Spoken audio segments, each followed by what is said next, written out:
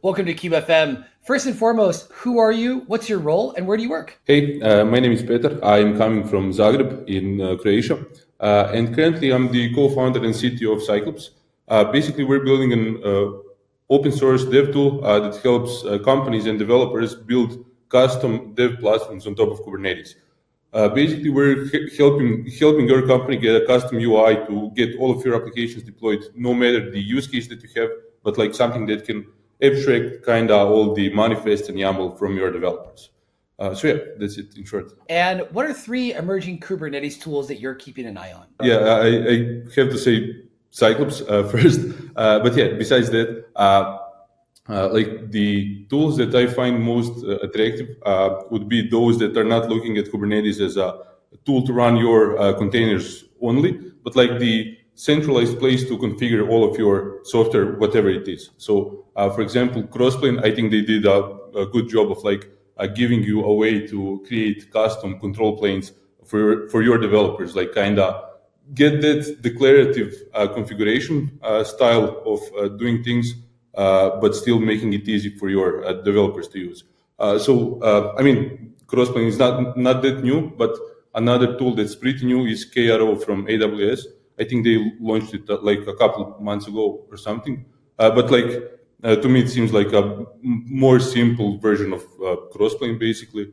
So yeah, besides that, yeah, I'd say something like Backstage or something, because they're like similar to what we are doing in terms of like giving your developers like the whole autonomy over their applications and like whatever they need to do with their systems. So yeah. Now, one of our podcast guests, Hans, argues that GitOps is an excellent building block for building platforms with great developer experience. He mentioned the ability to merge, review, and discuss code changes in PRs and the additional benefit of not granting permissions. Should all platforms use GitOps? What's your experience? So, like, since we market ourselves as the dynamic UI for Kubernetes, we got the GitOps questions a lot, because like GitOps and ClickOps are kind of the 2 ways to configure your applications. But like, I'd say that GitOps usually comes with the implication that your developers understand your infrastructure as code, whatever it is.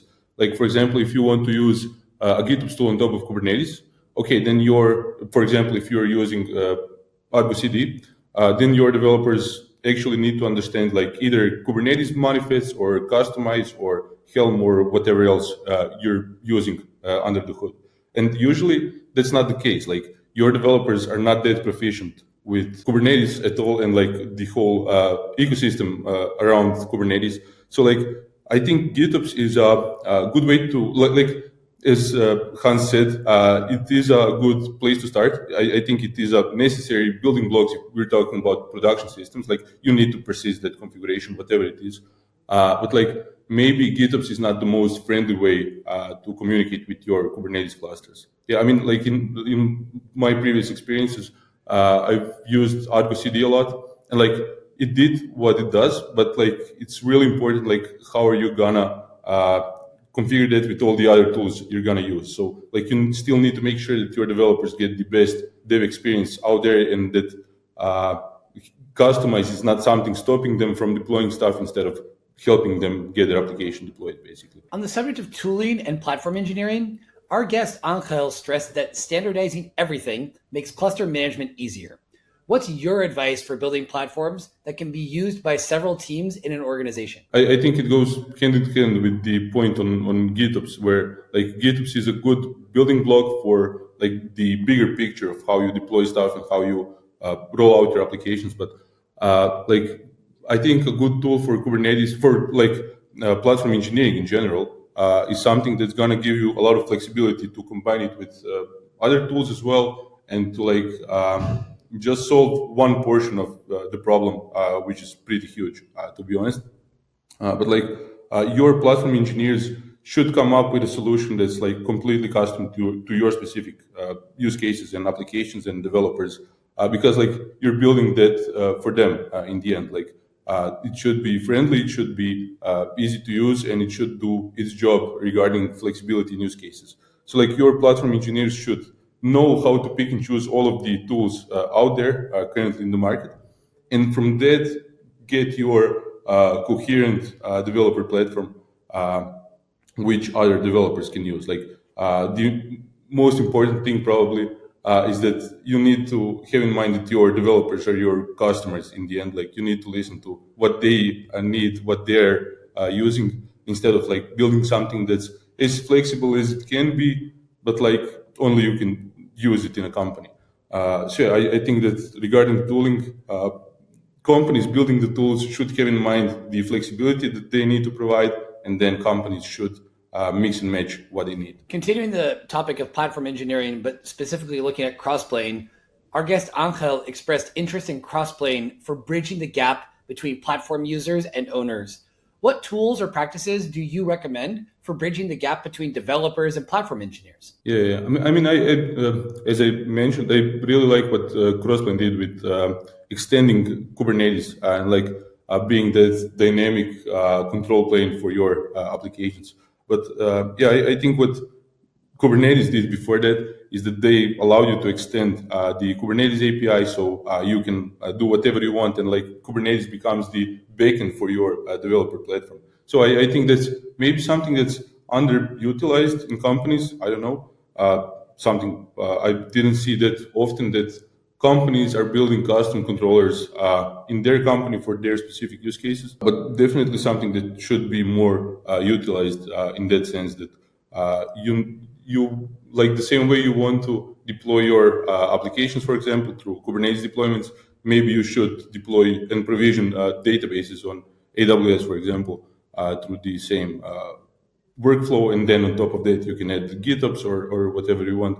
But like the thing that Kubernetes did, I think it's a pretty good place to start for building your developer platforms, and then as you said, bridging that gap between platform engineers and developers, where platform engineers can define like a set of rules to on how we do things in our company, and then all the developers have a simple interface to your applications, databases, whatnot. But like everything should be again friendly for developers, and I think Kubernetes gives you the first starting point to get off on that kind of platform. Now, Kubernetes turned 10 years old last year. What can we expect in the next 10 years to come? Pretty hard question. I've been working with Kubernetes for the past 5, so really can't say. But yeah, the only thing I'm pretty certain about it's not going to be AI.